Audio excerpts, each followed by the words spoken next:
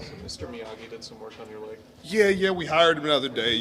Kyle and them have some connections that people don't know about, and that's how you get your guys back. And I was able to use them, and you know, feeling decent. How are you feeling? I'm feeling pretty good. You get the longer you play in this game, you know what you can play through, and you know how different injuries will affect you throughout the week. And I knew what I was dealing with when it happened, and just need a couple days to figure it out and get it together, and I was able to do it. Still not taking a vet day though. Still not taking a vet day. I'm working on it. I'm trying to get it, negotiated into my next deal if they'll have me, but they're not really out. I got to see the looks. You're playing Drew. You can't just take vet days with Drew coming. Is part of that at all sort of a signal to the younger guys too that, I've got this knee injury, but I'm still going to be out there. That's what's required of the job. Yeah, I guess in some ways. If that's how they'll take it, you try to set a standard and try to go as long as you can, go as hard as you can. Do everything you can to help your team win, regardless of the circumstances. And you can't ask more of others than you're willing to do. So if I'm asking another guy to play through an injury or keep fighting or go out there and go harder, then I have to be willing to do it myself. So what does make Drew Brees unique about the different quarterbacks you face? He's really accurate. He doesn't get bored. He'll have a game where I'm sure he's thrown 15 3-yard passes or 15 5-yard passes, and he doesn't get bored with it. Some quarterbacks will throw a three, and they're like, okay, that's enough. I need to figure it out. I need to throw a longer pass, and he doesn't get bored with that. He'll always take what the defense will give him. He's incredibly accurate, poised, and they got a good scheme. Sean Payton does a good job.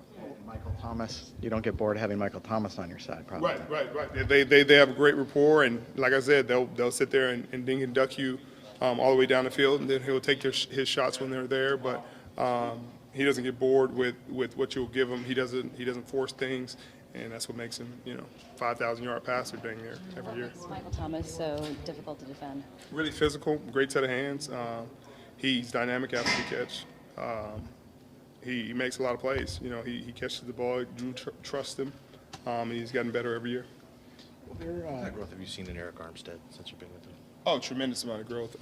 As both a player and as a leader, he's sometimes there are different types of leaders on your team. There are vocal leaders, social butterflies. Like who? Right. Not talkative guys.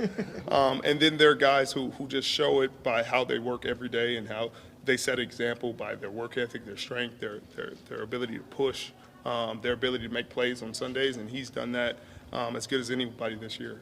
He's gone out there every week, put it on tape consistently, done his job at a high level regardless of what's asked of him. Sometimes he's in a 9, sometimes he's in a 4B, sometimes he's in a 6.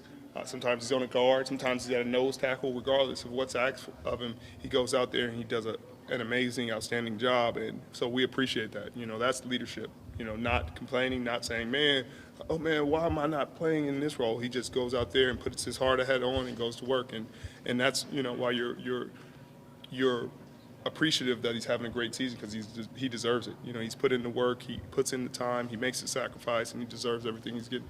Robert Saleh just said, Fred Warner's obviously really known for his preparation, but one of the things that he did that led to Warner maybe playing faster, more splash plays recently is taking a little bit off of his plate in terms of the mental side of it. How can that help somebody like an inside linebacker?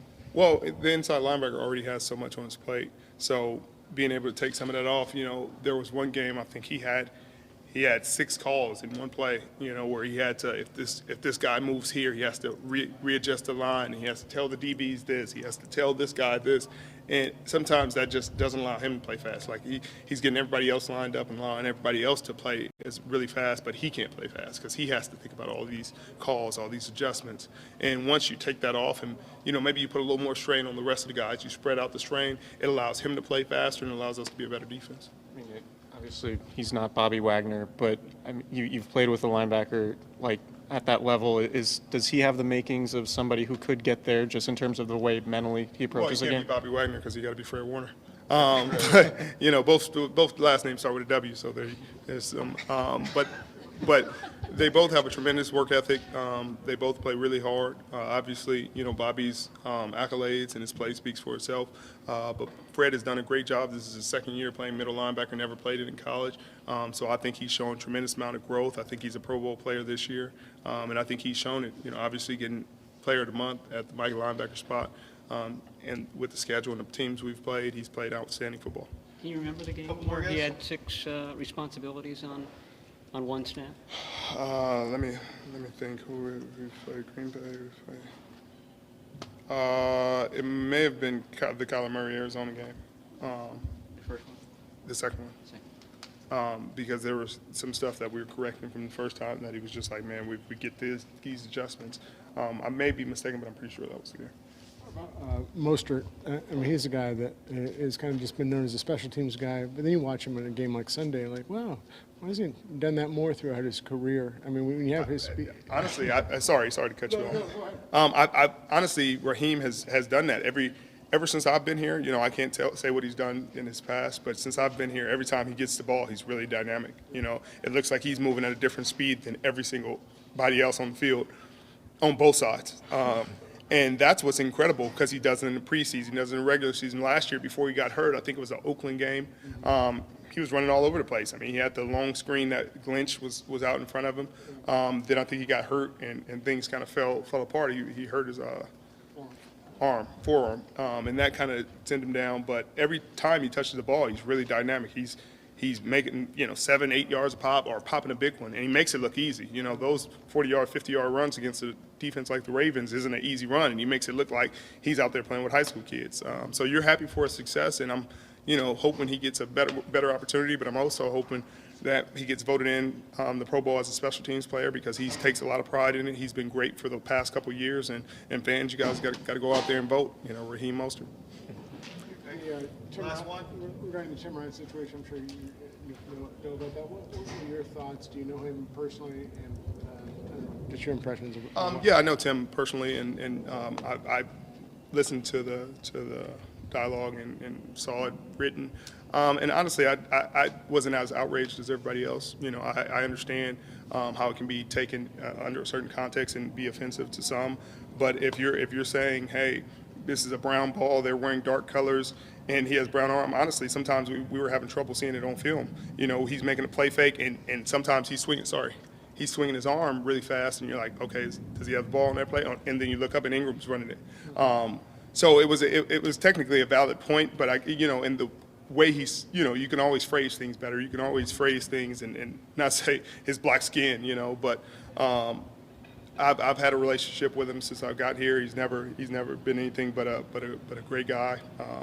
And a professional and a guy who takes his job seriously. So it's unfortunate that's what it came to, but the team did what they had to do. But in that situation, it's a play where he's talking football and, he could have used better verbiage. But I don't think anybody in this locker room is taking it offensively or anything. He's apologized, and we know his character. So hopefully this can blow over and we can move past it. Was seeing the ball an issue? Finding where the ball was? It 100% is an issue. What he presented, that's why, it wasn't that offensive because what he was saying was a great point. Anytime that mesh points, it's been that way since in any zone read scheme. The mesh point is always a tough point of contention. So if you add a dark jersey to it, and it's gonna make it even harder. But obviously you can always phrase it better. But I think it's one of those things where it may have been. He could have used better words, but it may have been bigger than what it really was. Thanks, Sherman. Thank you. Thank you. appreciate it.